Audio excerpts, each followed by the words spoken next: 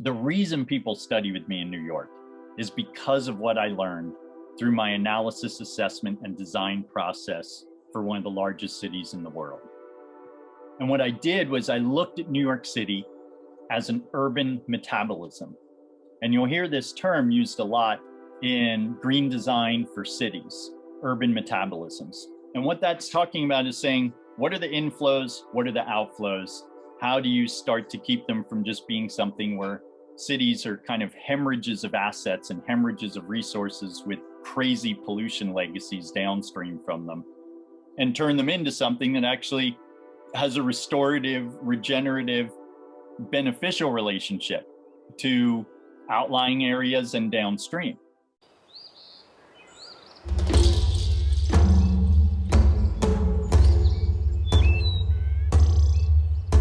This is the Regenerative Real Estate Podcast. Revitalizing the world together.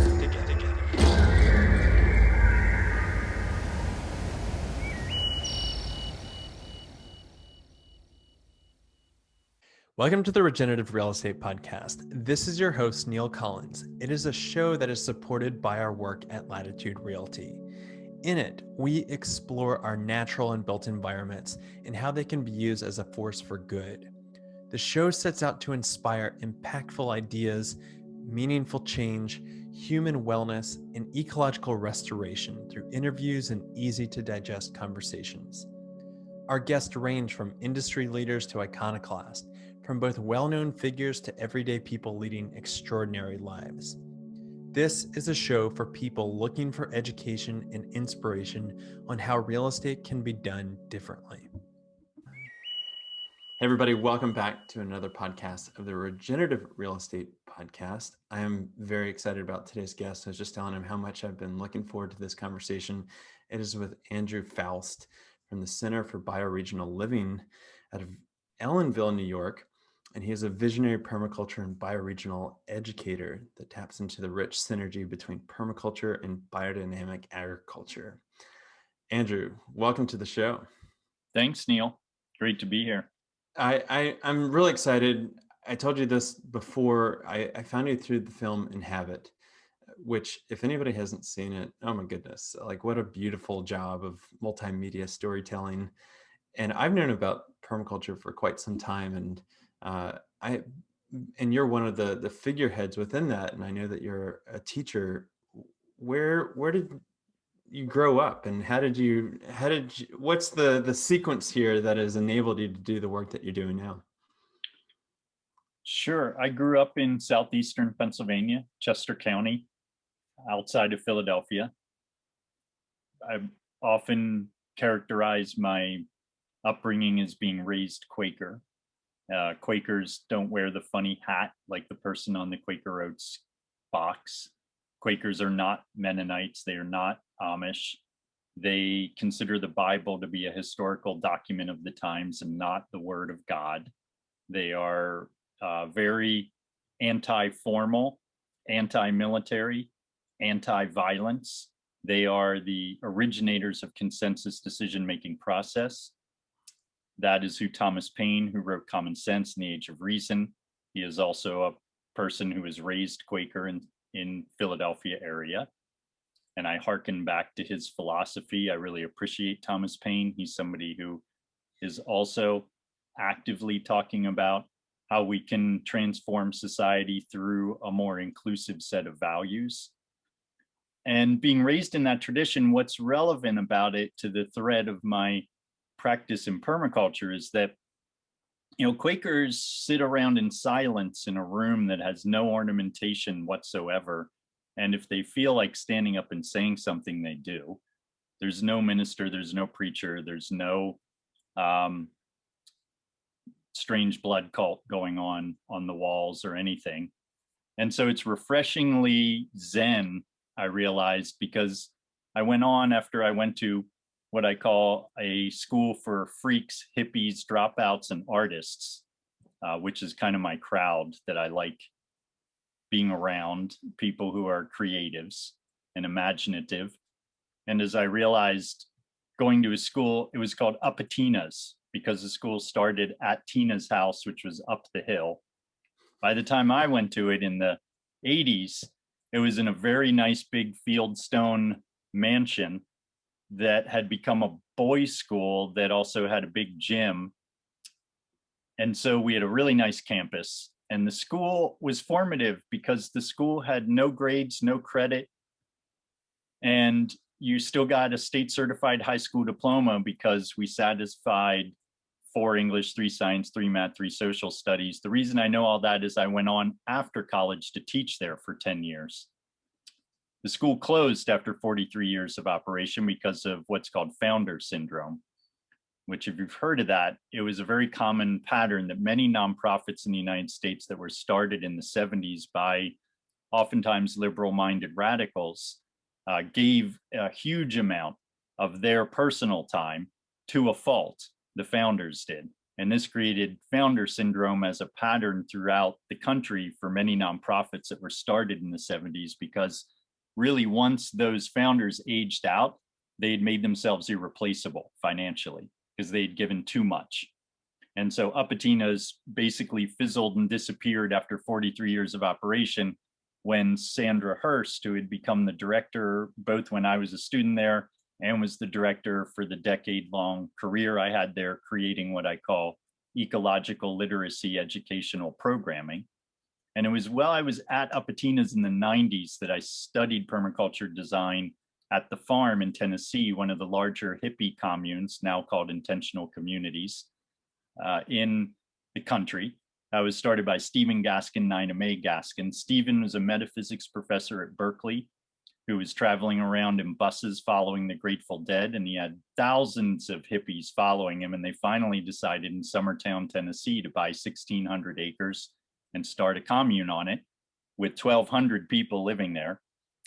And they didn't understand basic hygiene, so a lot of people got giardia and other illnesses from not doing a good job of upkeeping their outhouses. And then fast forward to the 90s, the farm has 200 people on it because they went in debt, and Stephen Nina Mae said anybody who can't help pay off the debt has to leave. So that called it from 1,200 to 200 on 1,600 acres of land. They now also have this thing called the Swan Land Trust where they doubled their acreage. So they now have more like 3,600 acres of land down there in Summertown, Tennessee. And Albert Bates is an environmental lawyer who was a heavy anti-nuke activist. And he started a program at the farm called the Eco Village Training Center. And that's where I studied permaculture in 1996. I always have this little prop here, won't help with your radio audience, but Permaculture Activist is the place where I learned how to understand what permaculture is, with Peter Bain, Chuck Marsh, Patricia Allison, and Andrew Goodhart Brown to name my lineage. Those are my teachers. They're East Coast people. So by 1996, I'd been teaching at Upatina's for about 6 years at that point. Well, more like 5 years, because I started in 91. I graduated from college about 89, 90, and I went to Guilford College, a Quaker school. And I studied comparative religions there and graduated with a major in comparative religions, a concentration in history. Little relevant background: when I was in high school, I had a private tutor in Latin and ancient Greek for 3 years running. And so I learned a lot about ancient history. And when I studied permaculture, what I really liked about it is that it actually addresses a bunch of issues of the industrial modern era that we're in, as well as issues that have been going on for thousands of years in landscape mismanagement. And I found that to be a very heartening vision, a vision that is about solving systemic problems that both go back over a long time period, as well as addressing near-term, very volatile and critical issues of the modern age that are unprecedented in human history. And I was very inspired by the scope of what permaculture addresses and takes on as a historian, as a teacher.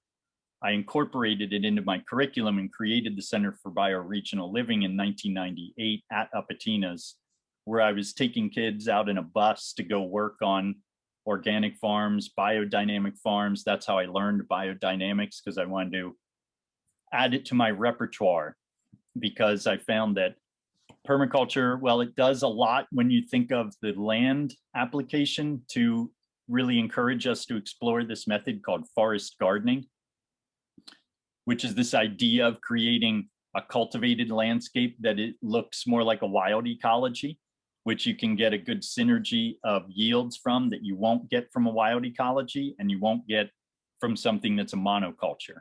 So permaculture is big into polyculture, perennial forest garden ecosystems. I'd always tell my students, if you understand that concept, you've got one of the core concepts of permaculture. Polyculture in contrast to monoculture, perennial to balance out the over dependence that we have on, I think it's about 4 annuals that provide 60% of the world's food right now. So we're talking about soy, GMO soy, rice, GMO corn, and and what's the other I'm forgetting here? Rice, corn, soy, wheat, and wheat. Right. Thank you. 4 crops, 60% of the world's food, all annuals. And permaculture's saying, well, let's let the pendulum swing back a little bit more to the middle. We've gone way too far down this rabbit hole of depending on annuals, because why are we thinking perennials are a good direction? Because once they're established, you don't have to reestablish them every single year. We're not saying you throw out the baby with the bathwater and get rid of annuals. But what permaculture is saying is that a lot of the mistakes of past civilizations that caused their demise had to do with deforestation. So what permaculture's caught on to that's a really sharp idea is it's saying, hey, if we can get this society to get excited about tree crops, which is a book written in 1924 by J. Russell Smith that Bill Mollison and David Holmgren borrowed a great deal of precedent-setting research that J. Russell Smith did in tree crops in 1924. That book basically established that European chestnuts, hickories, walnuts, as well as a whole array of plants and trees that Russell Smith was recommending for fodder for livestock would do a better job yield per acre than corn. And the main thing that Smith was going to bat against was king corn in the 20s was already rearing its head in Kentucky and other parts of the United States. And so he, as a professor of geography at Columbia University, created a whole new science that's called physiography. Physiography is the combination of physical, geology, and geography. And you can get degrees in this discipline. It's called physiographic provinces. Then in the 70s, that same word became bioregions. Then in the 90s, that same word became ecoregions. So we have 3 different terms for the same thing. It starts out in the 20s, physiographic provinces, becomes bioregions in the 70s, morphs into ecoregions, which is how the EPA and the DEP and conservation groups talk about them. Now, a unique part of what I've been doing is 2 things, thinking a lot about how do we teach people something that really empowers them to have a different understanding of what success is in the world today? How can we redefine success in terms of where we actually are?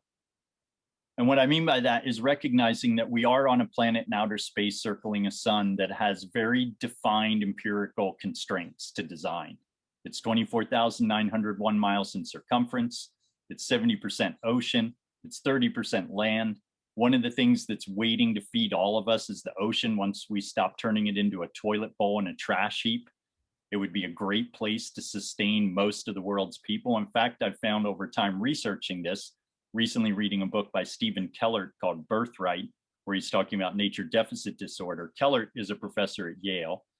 And what he cited was a study in a book called World Biodiversity by Gombrich, that in fact, still the majority of the world's protein comes from wild-caught seafood. In fact, it outstrips all land-based forms of protein combined. So if you took all the awful, noxious stuff that nobody should be eating in the first place that comes from factory farmed cattle and factory farmed chickens, right? Factory farmed pigs, you would find that more protein still comes from the ocean, which is astounding to me when you realize how much time we spend frittering about what we're doing on the land, which is important. We need to get it right, what we're doing on the land. Yet the elephant in the middle of the room is the ocean. And we're very rarely paying attention to it and saying, I wonder if as humans, we could come up with cooperative behaviors that actually improve the capacity for the ocean to provide us with a free lunch. And so I like to bring perspective into conversations that I find is often lacking around questions like food security, right? You'll have people thinking, well, we should all become vegan because there's not enough food for people. Well, there's two problems with that presupposition. One, there is an excess of this noxious, toxic stuff that people call food, but shouldn't rightly linguistically be labeled the same thing, because there's food and then there's stuff that's actually hazardous waste for your body and the planet. And that is this stuff that we use a misnomer for that we call food, but chemical industrial products are not fit for human consumption. So don't believe the hype when it comes to what it is that you can just buy over the counter and thinking that that's something that's okay. You have to think for yourself vigilantly. And that's part of why I'm a big fan of meditation, contemplation, and introspection, because that's what helps you to think for yourself. There's a lot of propaganda. There's a lot of programming. And a big part of what I learned over my upbringing and what brought me to permaculture is that it's a real tool for self-empowerment, for communities to become more independent in a world that has been getting more and more centralized and industrialized.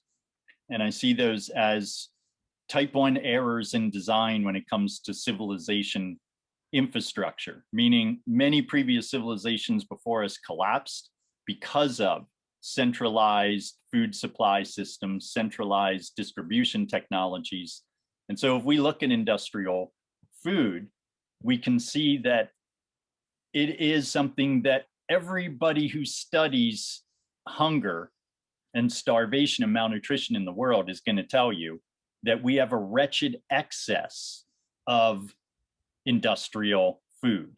What happens is over a third of it gets wasted before it ever makes it to a point of consumption, because of how wretched the excess is of the industrial means of production. They basically let lots of stuff just get destroyed in the field, get destroyed on the trucks, or not bought at the supermarket. So the notion that by becoming vegan, you actually help hunger is erroneous and uninformed, but a very common and appropriate ethical response to a broken economy and to a broken food system. I've certainly practiced both vegetarianism and vegan at points in my life, and I have found that over time, my awareness of how to produce food in a more holistic and ecological way has moved me away from diet choices that are extremist and more towards diet choices that are realist. And when we live in a very technocratic, highly urbanized society, it's easy for individuals to get disconnected from reality when it comes to how do we provide for ourselves in a manner that actually makes holistic design sense. What does it mean to be a good human on this planet today is something that actually we have to do some homework and thinking about and strategizing about. So in 1999, I decided to go build my permaculture PhD project, which was an off-grid homestead in Pocahontas County, West Virginia, on 17.5 acres. And part of how I picked that property there was because it was near a project that I was doing design work for, which is called the Gesundheit Institute. And that was started by Patch Adams. Hollywood made a film about Patch, just called Patch, where Robin Williams plays him. And he's a doctor who heals with love and humor. Patch is a real world person who, when you meet him, it does feel like you're meeting somebody who's stepping out of a Hollywood film. He's very charismatic. He's an incredible public speaker. He can quote stuff like T.S. Eliot's Wasteland from beginning to end. He's a very Renaissance kind of person who, again, a bunch of people followed to a commune that he started on 325 acres in West Virginia that he called Gesundheit, right? His brother, Wildman, runs another commune that's in what they call it the Rocks. It's in the northern part of West Virginia. And Gesundheit was where I first was hired full-time as a permaculture consultant to look at Dave Sellers' designs for a free hospital that Patch wants to build there. And to also do things like when volunteers came there who were medical students, give them something other than a weed eater and a lawnmower to be occupied with. So I created gardening programs there. I created a permaculture master plan and design for the 325-acre property. Meanwhile, 40 minutes away, I was building my straw bale, off-grid, gravity-fed from springs homestead to cut my teeth on things that my teachers in '96 had waxed poetic about, which is natural building, right? Natural building was kind of the foundation of what it is that brought me to the next level of understanding what this discipline of permaculture has to offer when it comes to the brass tacks of a different way of doing things as far as infrastructure, buildings, water, energy. It's very place-based. It's very human scale. And what I was doing with my homestead there was exploring, could I build a year-round, nice, winterized house out of as many on-site materials possible, right? So I used black locust posts from the property for a pole barn foundation. Pole barn, I still have people who, when I post things on social networks today, will say, well, what are you doing for the footing of that building? I'm like, the same thing people did 200 years ago for barns that you see that are now standing and doing fine, which is not using concrete, right? What I do is I follow traditional methods that have worked for hundreds of years, rather than thinking just because you can buy it at a box store, you should dump it into a post hole. I also do a lot of consultation design and walking land, which I'll get into here. But to give you a sense of the experiential base that I then built upon to create where I am today, it is important to understand that creating and taking 8 years to build an off-grid homestead is part of why I have more street cred than any other teacher who moved into New York City had before me.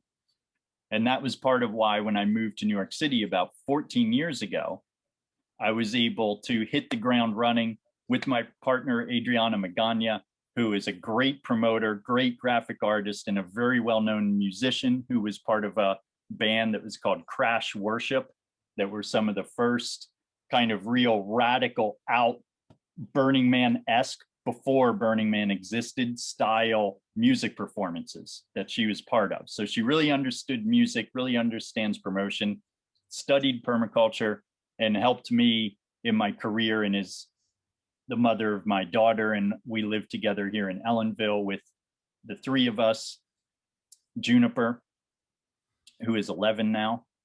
And yeah, I never looked back. I mean, I left my homestead in West Virginia because nobody was coming there to study with me in the numbers that I wanted to teach them. And I'd learned all I wanted to learn about natural building, off-grid water, rotational grazing of heritage breed livestock. I was keeping American milking Devons there that I was raising, and also heritage breed chickens that I was rotational grazing, doing all of the gardening with hand tools, and then selling to high-end restaurants like the Greenbrier River Hotel, and having a farmer's market stand where I was doing the classic of selling kombucha, selling sourdough bread, selling arugula for $14 a pound to high-end restaurants, that I was growing all with hand tools with gravity-fed spring water. Never drilled a well, never got grid tie, ran the entire project with thousands and thousands of gallons of buried underground tanks that I was bringing onto the site, so that all winter I didn't need the spring lines to flow at all. And So how would you now, capture the water? What's that? What would be the intake to capture the water? The spring. So the springs were higher than the tanks, and the tanks were higher than the house. So what I was able to do, and the springs were damp, muddy spots when I found them. So what I did first was dug them up, turned them into a reservoir, stuck a pipe through the dam that made it a reservoir, put a screen on the pipe, ran the pipe through the woods to the tanks, buried the tanks below frost line, and then buried a line that came from the tanks below frost line to an insulated column in the house that came up and did all the water all winter long frost free from 3,000 gallons of spring water that was stored.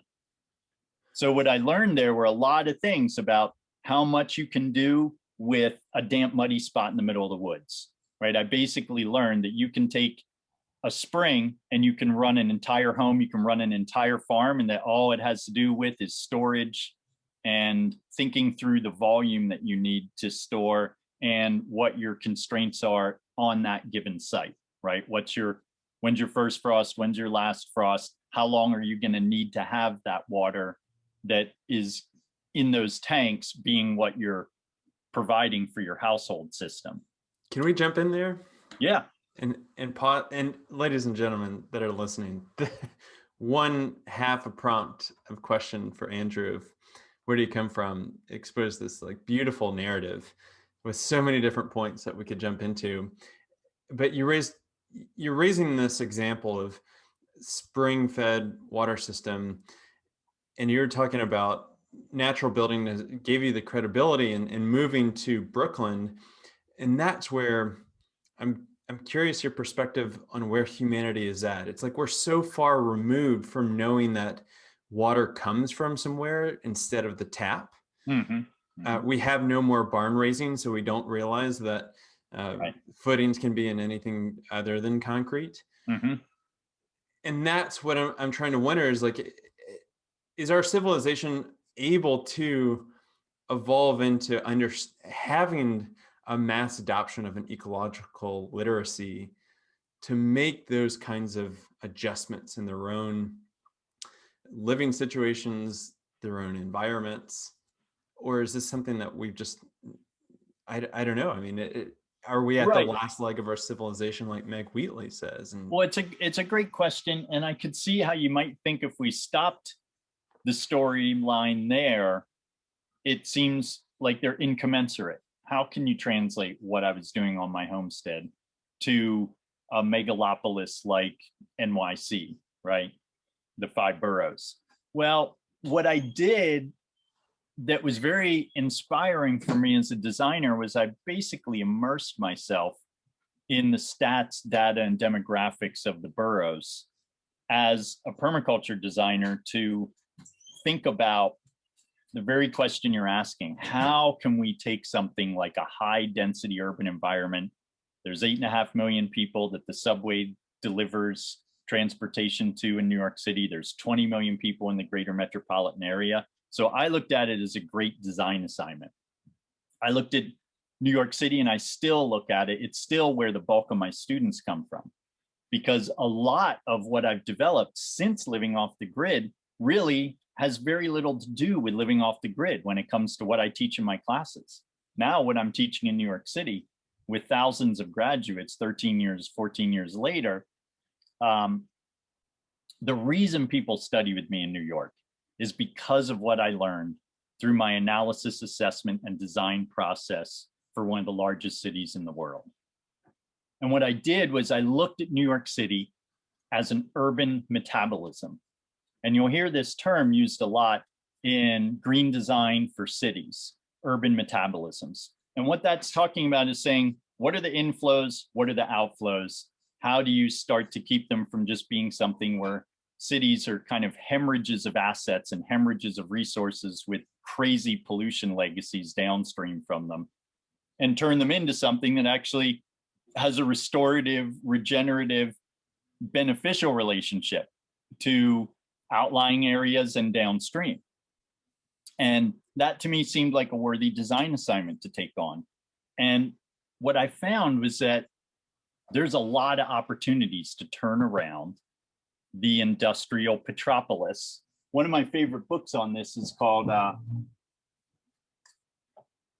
Creating Regenerative Cities by Herbert Gerodet. This book really furthered my inspiration after having already come up with a lot of insights and ideas about how we can, and get ready for a lot of words here, retrofit the infrastructure to be more regionally self-reliant in ways that are ecologically sound, socially responsible, and prosperous, right? So what I'm doing there is I'm taking the triple bottom line of sustainable economics, which is ecology, economy, society. And you take those and you say, all right, that's a cool concept, but could we land the plane? What does that look like? Right. And that's the part that I find is still largely lacking. There's not a lot of literature, not a lot of good maps or designs that actually articulate on a regional planning scale, which is something that I'll get more into here, because that's become my focus much more than things like designing a self-sufficient homestead in a wilderness area in West Virginia. That was a really important learning experience for me to then be able to take the concepts and the experiences that I'd learned in that environment and translate them to a high density urban environment, and to give me the confidence that these things worked. I knew now that they worked at a personal, visceral level, and that gave me the confidence and inspiration to say, there must be a way that we can work out how to redesign cities, right? It's 50% of the world's population lives in cities. And I've been kind of, since I've moved to Brooklyn, and been thinking about how to retrofit the infrastructure of urban environments. I've also been poking a little bit of fun at my colleagues, because basically most permaculture doesn't even bother with trying to redesign cities. The message ipso facto of most of the permaculture community is abandon them, let them die. The industrial era is just going to collapse, and then we're all going to do permaculture. I often joke in my classes, it's like as if post-collapse, people are going to run to us and the Amish and ask us what to do. That's great, but are we relevant now? And to me, being relevant now to the majority of the world's people as designers is important. And so how to redesign New York City? You know, New York City has, well, here's a fun analysis that was done of New York by, you know, Lester R. Brown and the World Watch Institute. So Lester Brown, they're an important watchdog organization. They do reports that are called State of the World reports, where what they do is they look at all the major demographics of what's going on with air quality, water quality, quality of life, health issues globally. And they put out this very depressing State of the World report every year. Lester Brown said, well, since plan A isn't working, what's plan B? And in plan B, he articulates and he uses New York City as a model for his analysis. And he says, here's one thing to consider about New York City. We've got 12,000 tons of trash that are hauled out every single day, 900 tractor trailer rigs hauling out that trash. And if we simply got food out of trash, we would be able to cut the number of tractor trailer rigs driving out of New York City by at least a third, possibly up to half. So now instead of 900, you're at somewhere like 600 to 500 tractor trailer rigs just by doing one thing, getting food out of trash. So a major focus of our classes is starting entrepreneurial businesses that address issues that are right now not being addressed at the government level or at the corporate level, and require small business enterprises to step in this vacuum in between policymakers and grassroots demand for change, right? There's here where we are in the Northeastern United States. I also like to just for our conversation, I always like to scale up the framework. I'm not just thinking about New York City. I'm thinking about the entire Northeastern corridor, which is 120 million people, and it's over a third of the US population. So if you look at Baltimore, DC, Philadelphia, New York City, and Boston, and you look at all the outlying areas, you're talking about over a third of the US population that lives there. And so I look at that as my design assignment, since that's where I live. And so when you look at all of those people and you say, how about if we advocate for railroads? How about if we get food out of trash? How about if we create an overall regional master plan that is about improving air quality, improving water quality, improving resilience, creating green jobs? And so a major focus of our program is to train up people in what I call green careers. It's like a green careers vocational training in a sense, even though our real focus is design, right? Every one of our graduates does an individual design assignment in order to graduate from our class. That's a unique curriculum adjustment that I made on most permaculture design certification courses. We'll have people do group design for the same site. Well, it ends up making that actual activity in the class less productive than it could be, because it's much more productive to have 25 people do individual designs for individual sites, because now you've got 25 different versions of permaculture being applied to 25 different sites. And what you have is each individual student now feeling inspired, empowered, and ready to go as far as being part of the solution, creating an enterprise for themselves, transitioning their job. A lot of our students are people who are wanting to do a career change. And so my focus has been on this idea of training up an entrepreneurial sector who feel inspired and informed enough to begin to step out with our mentoring, because we mentor all of our graduates for several years or longer, but we agree to at least a 2-year mentorship for all of our graduates. Hey everybody, this is Neil. We are going to get back to this great conversation in just 1 second. But I think it's fair to say that right now we are facing some pretty unprecedented challenges in the 21st century. I mean, you name it, environmentally, socially, economically, we've got some big problems that we need to overcome. And that's why, for me personally, and the people that work with us at Latitude, we want to dedicate our time and our energy so that we are not only working to put food on the table and a roof over our heads, but also make the world a better place. And so if you are at all interested in combining your sustainability values with a very powerful financial model of real estate, then I highly encourage you to check out what we are doing at Latitude. We are creating something truly special with a tribe of change agents that for now is working across North America. And hopefully one day in the future, with you coming on board, we can be working across the globe. So please check us out. You can go to www.chooselatitude.com, or you can find us on social media at latitude.realty on Instagram, and we are also on Facebook. Okay, let's get back into it. Another unique thing I've been doing here is doing a weekend format class in the same place for 13 or 14 years is very different. Most PDCs, I'm going to use the acronym now, are a shorter format. They're a 12-day class, and they will often be at a remote site.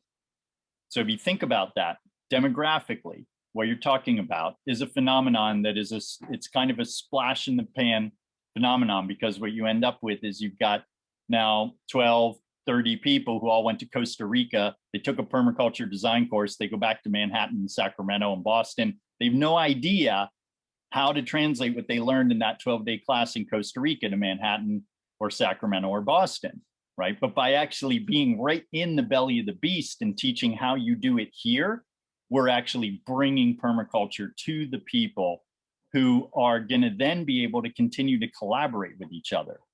Right. So what we're doing is markedly different because of the fact that we're doing a weekend format class, because we're staying in the same geography. We are training up a grassroots base of people who can really take it to that next level and get our tutelage in how to go about doing that. That's really interesting, because the green careers section that I think is touted by the government a lot and by the media is that, oh, we're going to train people on how to go build windmills and install solar panels. This is a completely different, multi-dimensional look at design. Yep. And you've redesigned the design curriculum, which exactly.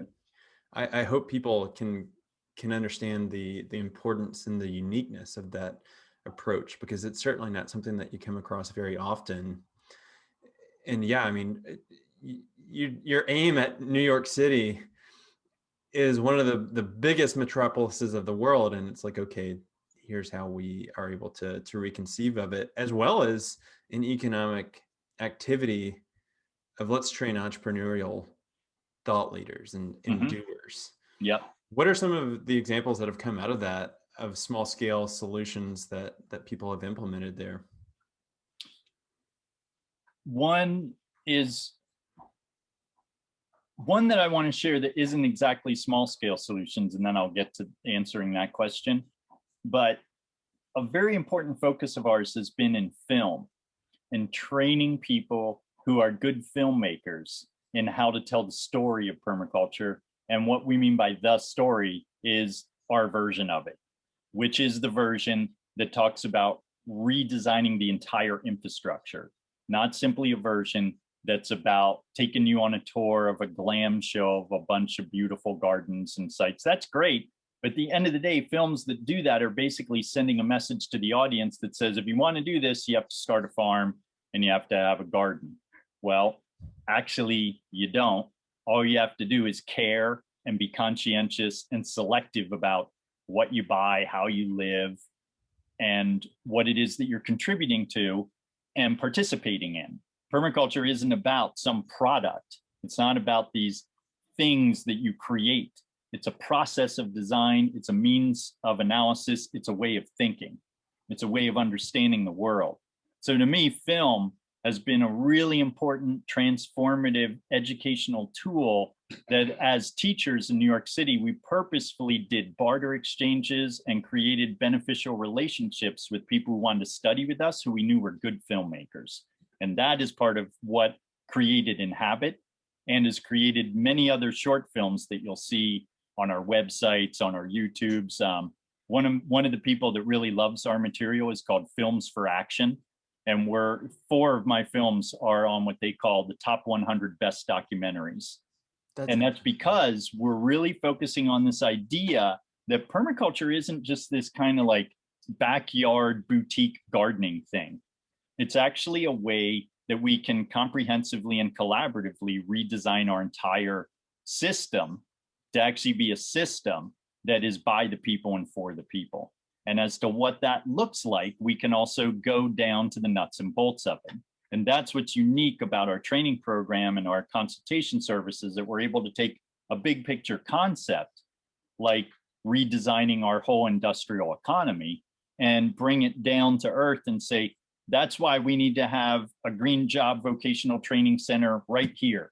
That's how we're going to go food independent and energy independent in the Rondout Valley watershed, which is my latest case study that I'm doing films about, that then I can share films with audiences all over the world who are interested in this idea of transitioning from an industrial economy to an ecological economy. And it does come down to economy at the end of the day when we think about how can we advocate for a more inclusive, beneficial way of doing things and living. It is a very important communications tool. I mean, arguably filmmakers are the mythologists of our modern age. And that isn't something that I have any dislike for whatsoever. In fact, quite the contrary, it's something that I think makes the field of myth making much more accessible to a broader spectrum of people. And so there's first that thing of getting out the vision and getting the vision to be more broad scope to happen through this storytelling of film. And then what was the other part of your question? Just examples of what has come out of that. Examples. Yeah. Thank you. Some brass tacks are, we have a graduate who runs a building team now that's built 4 straw bale houses up here for clients. And we have a nice active crew of people who are, I do a lot of property analysis for people who just find my website and ask me to walk land for them and kind of kick the tires on it and tell them if I think it's good for what they want to do. And a good percentage of those clients then ask us to build houses for them. And so then when we do that, we are implementing building technologies that are informed by my experience in building and natural construction. And my business partner, Jeff Gagnon, who's a graduate of the program, is a very talented designer and builder. And typically the process is that I'll meet the client, I'll walk the land, and I'll pitch a certain kind of building concept to them, like slab on grade, solar thermal hot water into the slab, non-load bearing straw bale, southern exposure with earthen floors. And then when the client says, great, I want a slab on grade, solar thermal into the slab, non-load bearing straw bale with earthen plasters, southern exposed, then we go into the details of actually designing their particular domicile, right? So one success, one evidence is our natural building crew and our natural building portfolio. The other is, I'd say, more like we have a nice broad spectrum of people who have started enterprises that are what you might imagine: retreat centers, yoga centers, herbalists, homeschool education centers, and as well as textiles and sustainable fashion. We've had a good number of people who've studied sustainable fashion at Pratt and other programs in the city, who then studied with us, who are using. So a lot of our students are people who are, many of them are quite sophisticated or skilled already. We have a lot of students who are architects, who are landscape architects. We have a good number who are engineers, urban planners. And so when they study with us, they basically just take what they learn from us and integrate it into their already existing disciplines. So we have that range of people who get into natural building, people who get into herbalism and retreat centers and the food and beverage organizations. We have people who've started restaurants. And then we have people who are just synthesizing it with their already existing careers. Wow. Yeah. I think having that regenerative design lens in whatever vocation people are in is going to be really helpful. We actually had a natural builder named Oliver Ogden that created a company out here in Portland called Placecraft that he ended up moving to Brooklyn, got into filmmaking, and was doing a film on kind of like the Sand County Almanac of Brooklyn, and then ended up moving down to the Carolinas and got into natural building, and now he's a natural builder. And I've also known natural builders that have gone into filmmaking, and that's their medium. So there's a lot of really interesting connection points to that story. Yeah, I mean, with natural building, what I've been finding is you really need to have places that teach people that. I mean, another place where I've been teaching for 13 years is this place. Yestermorrow, yeah. Started by Yale and MIT architects. That's basically, we have been the people who created the first certificate program that they ever offered, which is the Permaculture Design Certification course 14 years ago or plus. It's the longest running PDC program that I've been teaching. It's the one at Yestermorrow. And I've helped them create a lot of curriculum now that they offer as their own, which is a sustainable design build certificate program, where they took our innovative version of permaculture curriculum and used it for the first half of their sustainable design build certificate. And the second half is their core program, which is a home design build program, which is what they really started by with John Connell and Kenny Connell at the time. They created Yestermorrow really to help lay people feel like they could design and build their own house. And so they found me in West Virginia and saw what I was doing and said, you're the perfect person to bring permaculture to Yestermorrow because you really understand building, infrastructure, energy, water systems. And we want to have a permaculture class that is sophisticated in its knowledge of building systems and energy systems, but also really understands gardening, farming, and the more land-based end of permaculture, because that was the new material that they wanted to bring in. But they really wanted to be sure they had somebody who had that solid grounding in knowing how to do good home design as well as good land design, right? So Yestermorrow is basically the only place I know of in the country that really does natural building programs. There are very, very few. You'll find little mom and pop enterprises that offer a summer class in cob building, right? But these guys have a whole catalog. They've got an online. It's all building, right? So they are basically the only place I know of that's a 501c3 that just focuses full-time on doing nothing but training people in building, energy, plumbing, all the different nuts and bolts of what goes into home design build projects. There's an impressive lineup of educators and board members there that some have been on this show. And so long story short, we need more of them. There just aren't enough places like that, you know, and these guys are not super financially accessible. There's nothing cheap about Yestermorrow classes, right? So there's both this kind of high-end niche that they actually cater to in order for them to survive as a business enterprise. And at the same time, there's this broader social and ecological need that we have to roll this stuff out a lot more actively than we are right now in this country. And just like you said, around renewable energy, it's another big one that we need to have training programs that aren't just about huge solar arrays, huge wind farms, HVAC systems, geothermal heat pumps, and this, my latest least favorite are net zero and passive house, right? These things are noxious to natural builders and are a health hazard to the people who end up living in them. Because let's talk about that. You know, the thing that is hard for people who want to do the right thing to understand about paying somebody to build them a passive house that's heated and cooled with geothermal heat pumps and splits and grid-tied solar is that they don't really have a lot of other alternatives they can find. So I want to be clear when I critique this, I'm not disparaging people for making that kind of purchase choice. It's more a comment on the marketplace and the business community in this country.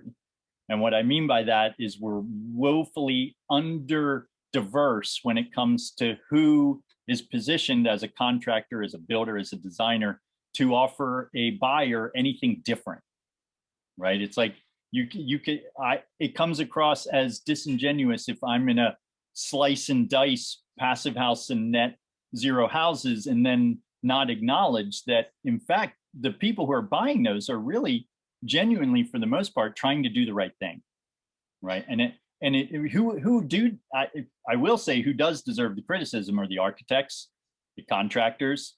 They do warrant a little criticism because what they end up doing is not thinking out of the box. They just buy into the typical financial constraints of all design endeavors, and they don't do anything that stretches the envelope very much at all. And they're just pitching a package. I mean, do you know what they're charging to build passive house here? You probably don't. 400 a square foot for passive house here, right? And we just quoted a client to build a straw bale house at 350 a square foot. Now, they are apples and oranges when it comes to comparables, you know, which is the apple and which the orange. I think probably our place is the apple because that's more appropriate to the Hudson Valley, you know, and the orange is more the passive house where you've got this, it's what in permaculture design we call plop and drop, where you're just like, oh, we're just going to plop and drop some elements in the land, check the boxes and we're good. It's eco. And well, wait a minute, could we actually spend a little bit more time on some analysis about each step of that product that you plopped into the landscape? You know, for instance, if you just looked at the carbon footprint and the ecological impact of making ZIPS panels, making HVAC systems, making photovoltaic panels, you'd start to find that a building like that is very unlikely to offset its own ecological impact during its use of a lifetime, right? Plus, you're talking about materials that off-gas a huge amount of volatile organic compounds into the air of the home that, if the HEPA filter doesn't work, are toxifying the inhabitants of it. And it's utterly dependent on the grid because it's grid tied. So, and it sends this message to the person who's living in the home that it's okay to design homes where everything runs on electric.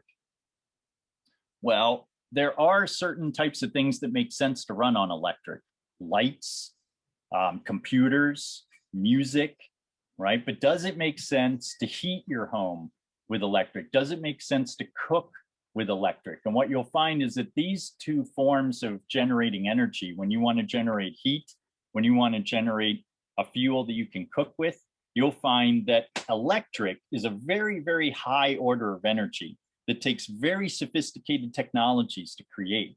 But if you look at heat, heat is actually a type of energy that can be created by all kinds of low orders of work. It doesn't take a high order of work to create heat.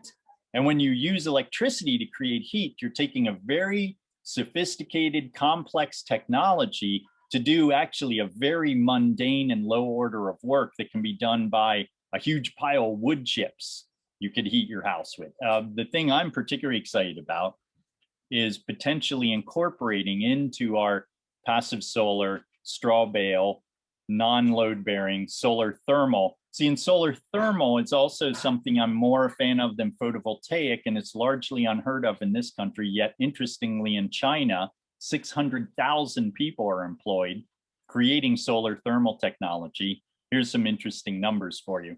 Over a third of all the homes in China get all of their hot water from solar thermal panels. That's basically the entire US population, right? So we've got 1 billion people in China. Take a third of those people. You're talking about the entire US getting all their hot water from a technology that we still barely even talk about or understand. Well, that's because the technocrats, the contractors, and the bureaucrats aren't at all familiar with solar thermal. All they understand is huge grid-tied solar arrays and huge wind farms and huge mega hydro projects. But are those resilient?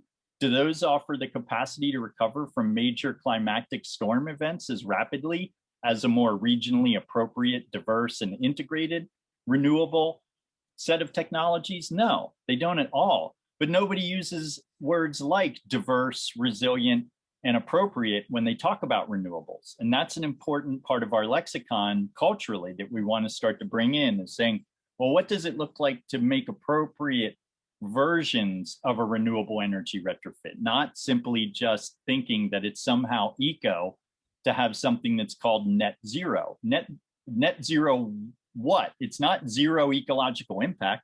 It's not zero carbon footprint. Those things actually we could measurably say are quite high for these fancy high-end private homes that are getting built for numbers like $400 a square foot, right? So if not higher. Yeah, if not higher. So it's to me, it's like it's a transition technology. It's okay, it's less bad, but it's by no stretch of the imagination what it's being purported to be. How does that fit in with the idea of retrofitting, especially if you're looking at the metropolises like New York City? I mean, we're not. Yeah, well, so with retrofitting, the best thing to do is to cut down on the need for energy in the first place. So you max out passive systems before you get into active systems. What that means in the city is extensive green roofs all over the landscape. And New York City got hip to this after Chicago went full steam ahead with green roof initiatives that were tax incentivized. It's passive because what it does is it mitigates urban heat island effect. And if you look at urban heat island effect, you will find that it is one of the worst pollution problems in our city centers. What that is referring to is the fact that when cities get too hot, you get this crazy level of air pollution just hanging around in the city air. And you end up with people spending extra energy, and the power plants. New York City still generates 70% of its electricity burning fuel oil inside of the city.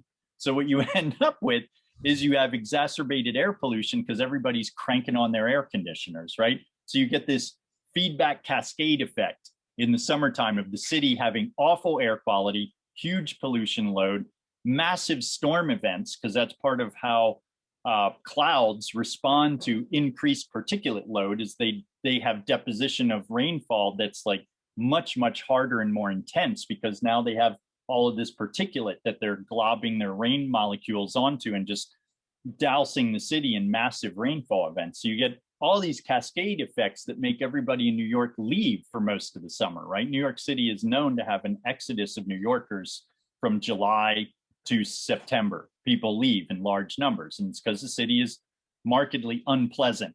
You don't even have to know all these data points to just know, yuck, let's leave the city in the summer, right? So it turns out this one simple thing, extensive green roofs being tax incentivized, has a huge systemic quality of life improvement effect on New York City and other urban environments that have rainwater pollution issues, because the other thing that green roofs help to alleviate from the top down, right? So when you think about with urban landscapes, where is our place to intercept a problem like combined sewer overflows, which we have 24 billion gallons of in New York City, 24 billion gallons of raw, untreated industrial waste, stormwater drains, and sewage being just released into all the estuary and ecologies around the 5 boroughs. And one of the best ways to alleviate that is green roofs. So green roofs all of a sudden become this real important go-to as a first implementation measure to systemically improve with passive, natural living systems problems like air quality and water quality. Well, and there's that great example in the movie in Habit of the Brooklyn urban farm or Brooklyn Grange, Yeah, something like that. yeah. Beautiful That was project. part of how I picked and pointed things for Costa to highlight in that film, was so that people would come away with it with some of the key important takeaways that we've learned through this decade of studying the urban environment are really, really useful details to draw people's attention to. So we can make cities a lot nicer, and we should be. And we should. Be. It's an important should to put on our list, even though shoulds are something to be careful of. It absolutely is an imperative that we improve air quality, improve water quality, and simultaneously start to enforce the Clean Air Act and the Clean Water Act. But if we're so in an urban environment like that, a tactical measure, put it on green roofs, we're still not getting away from high VOC levels in internal environments. The heating source, the fueling source for cooking. Right. You know, like, have you thought through that adaptive retrofitting scenario of just beyond lowering the energy needs? Sure. I mean, a huge part of it is about a regional plan that creates city to country fingers of what we might call agro-ecotourism opportunities, so that you begin to have corridors of growth that are specifically planned, that encourage, like they do around Amsterdam, like they do around Stockholm, like they do around Berlin, like they do around Shanghai, where we begin to say, well, how about if we have a regional master plan where we tax incentivize green corridors around high density urban areas, so that we can have more full diet year-round food supply coming from within a reasonable distance of the city center, right? And we don't just let sprawl and business as usual and the free market define what happens with land development. We actually have numbers that we've done to show how much area of what type of soil and what type of geography do we need in order to go food independent in the Northeastern corridor. Now, maybe not all crops are going to make sense to do that with, but we can start with things like lettuce, arugula, and then we can go for things like potatoes, corn, squash, dairy, meat products, right? And you can begin to basically scale up and think about full diet year-round omnivore's delight. One of the studies I've been looking at is called A Food Vision for Lower New England, came out of University of New Hampshire. Very unique study, because they're doing, this is a new term that's coming out there. It's called a food shed, right? We've heard the term watershed, but a food shed is talking about identifying where does all the food come from that any given population that you're doing the study for is consuming. So one important food shed study done by a colleague of mine is called Feed Northampton. Lisa DePiano was the lead designer on that. She's a dear friend and colleague and permaculture educator who teaches at University of Massachusetts. And Lisa and I have also been co-creating the Permaculture for Regional Planning curriculum that I teach at Yestermorrow. Specifically because of Yestermorrow's constituency, I created a more niche class that focuses on regional design applications of permaculture to attract urban planners, architects, and municipal employees to study this scaled up version of permaculture, where we look at food issues, energy issues, and waste issues, water issues, and transportation infrastructure. And we start to combine all those into a master plan. What is our regional master plan to address food security, energy security, address waste and water pollution issues, and begin to actually have something that creates long-term economic opportunities for local populations that are intergenerational? Let me ask you, Andrew, are you hopeful right now? You have so many good action-oriented philosophies and teachings. I'm hopeful, because really philosophically, I feel like any of us who are doing well owe the world a degree of optimism. I don't think that it's helpful to indulge ourselves in pessimism and cynicism. I just see those as a privileged class tendency that feels psychologically secure, but is ultimately socially irresponsible. And, you know, I mean, I just think it's important to frame it that way. One of my friends here runs a whole community, and he did a whole talk, a whole lecture on optimistic nihilism, which I really like that phrase, because optimistic nihilism really gets at my philosophical position in the sense that, well, I have hope and a sense of positive outcomes for very real and tangible reasons, meaning I do see the interest in inclusive, better design, more earth-based, people-centered ways of doing things increasing. You know, I'm thankful for the change in the political atmosphere in this country. I'm fairly involved now, maybe even in some ways more than I'd like to be in local politics. I'm the chair of our local Wawarsing Democratic Committee. And I think it's important for Permies to get involved in politics. And I think it's important for us to stay engaged in mainstream society and not forever using permaculture to go do our hermitage. I think the hermitage is important, but I think it's not the end game of permaculture. It definitely was not for me personally.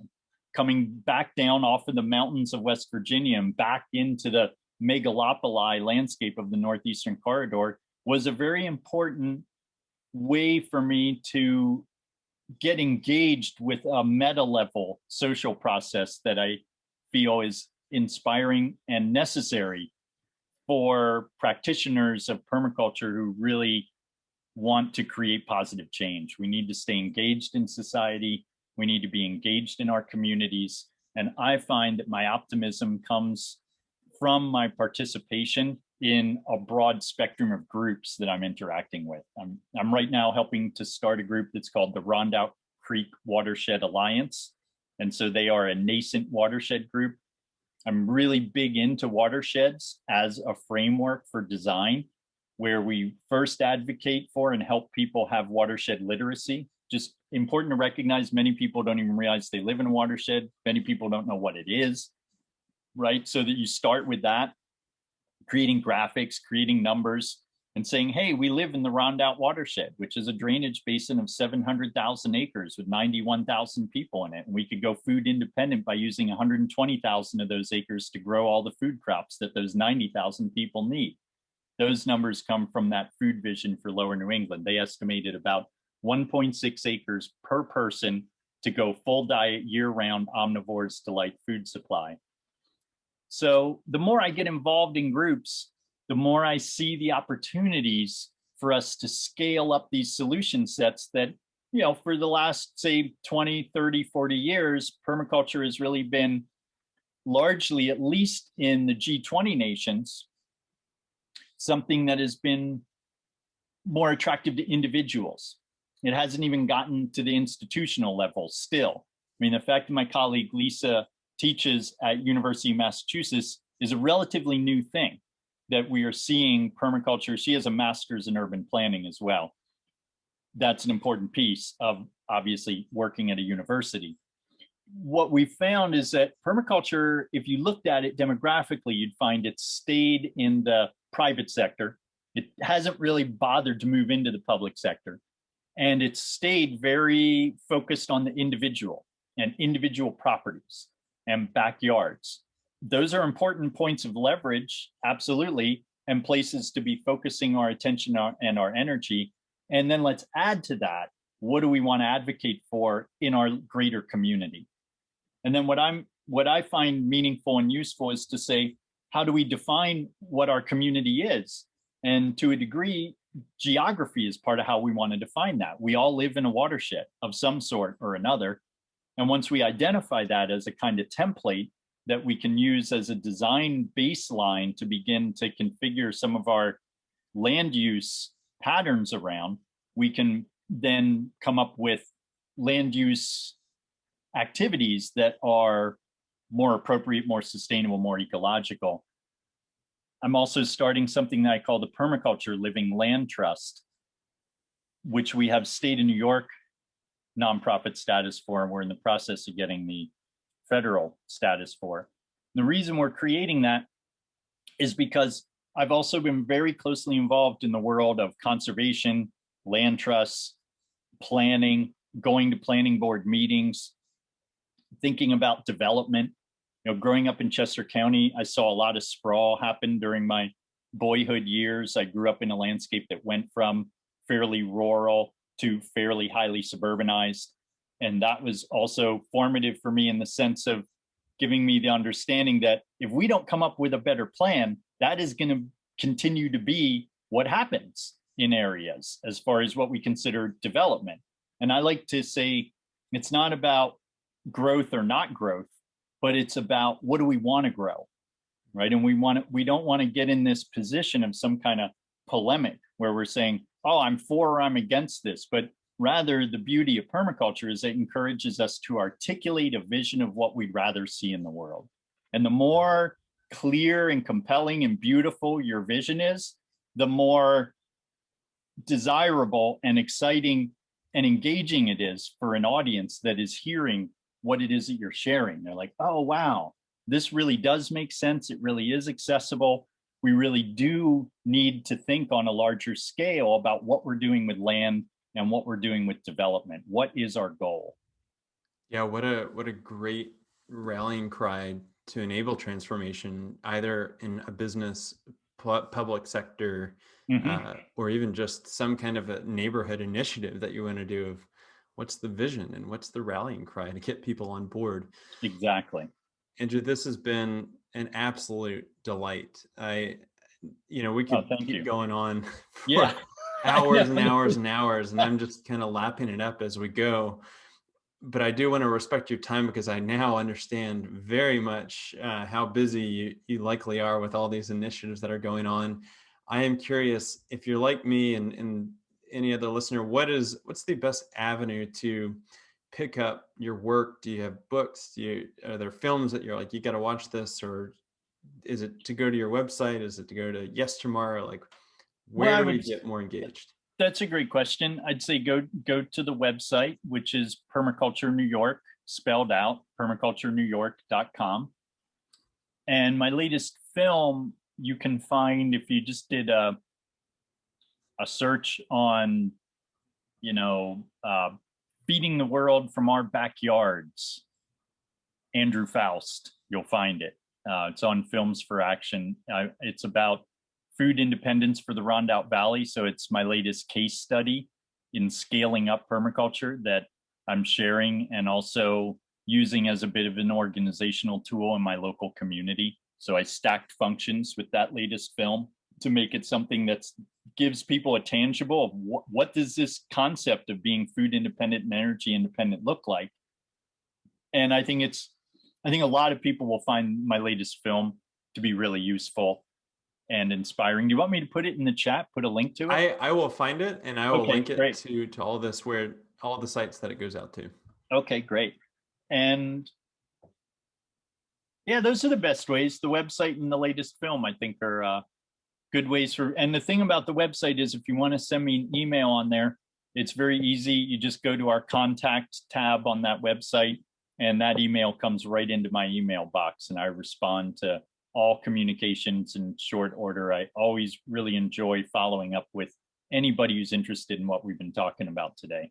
Yeah, no, this is phenomenal work, and it has really pushed some of my own mental understandings of permaculture, of urban design, particularly urban design. And I think that's what I'm taking away from this is just, it's a lot of hope and a lot of understanding. Hey, we can use permaculture to scale up system that is not just how do we have, food forest in everybody's front yard, but really applying that towards like the deep ecology of the inner workings of urbanity.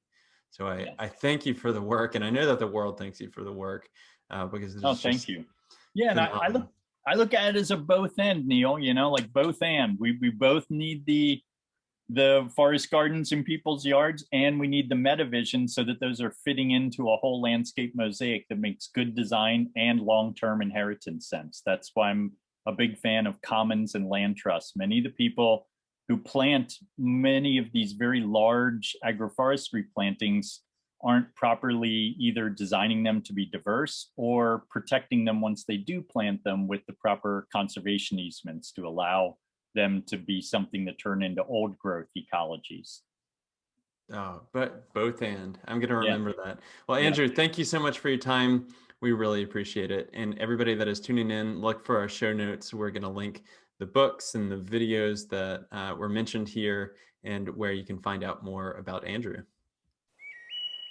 Okay, everybody, that is a wrap. This is another just great episode that I'm so glad that you're able to tune in. And thank you for being interested in regenerative real estate. What we are trying to do is help people and planet thrive together by using the built environment as a catalyst. And so I've got a couple big asks for you. Number one is, can you please go to wherever you're listening to this podcast, leave us a rating and review. Those actually go so far. And since this is such a passion project for us, we really want to be able to attract the best thought leaders from around the world.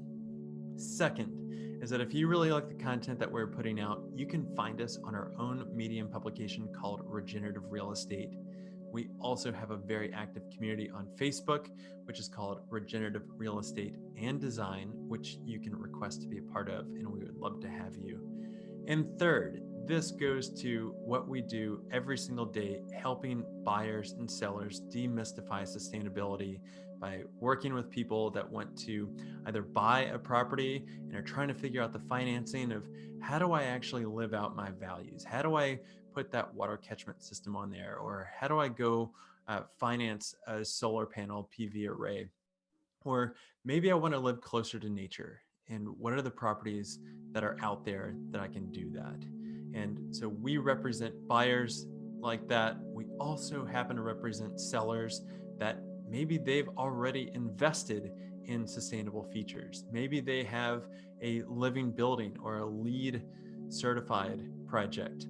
We want to help tell that story. So much of what goes on in the real estate industry is transactional thinking at best, and it translates down into agents just really don't know anything about sustainability.